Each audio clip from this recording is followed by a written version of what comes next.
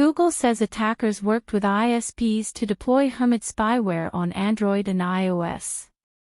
A sophisticated spyware campaign is getting the help of Internet Service Providers, ISPs, to trick users into downloading malicious apps, according to research published by Google's Threat Analysis Group, TAG, via TechCrunch.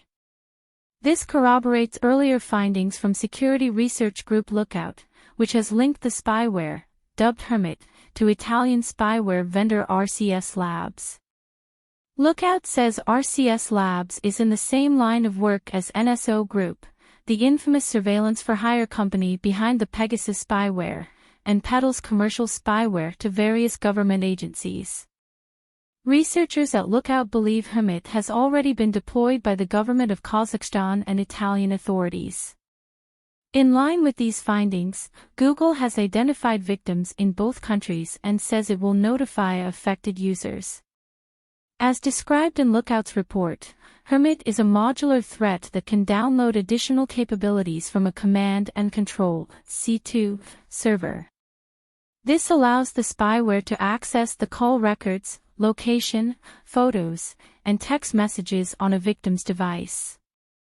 Hermit's also able to record audio, make and intercept phone calls, as well as route to an Android device, which gives it full control over its core operating system.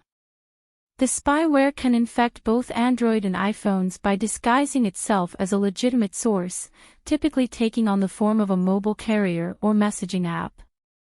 Google's cybersecurity researchers found that some attackers actually worked with ISPs to switch off a victim's mobile data to further their scheme.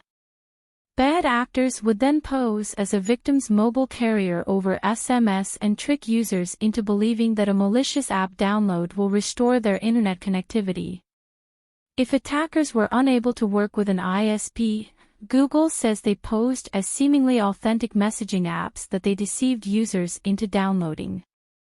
Researchers from Lookout and TAG say apps containing Hermit were never made available via the Google Play or Apple App Store. However, attackers were able to distribute infected apps on iOS by enrolling in Apple's Developer Enterprise program. This allowed bad actors to bypass the App Store's standard vetting process and obtain a certificate that satisfies all of the iOS code signing requirements on any iOS devices. Apple told The Verge that it has since revoked any accounts or certificates associated with the threat. In addition to notifying affected users, Google has also pushed a Google Play Protect update to all users.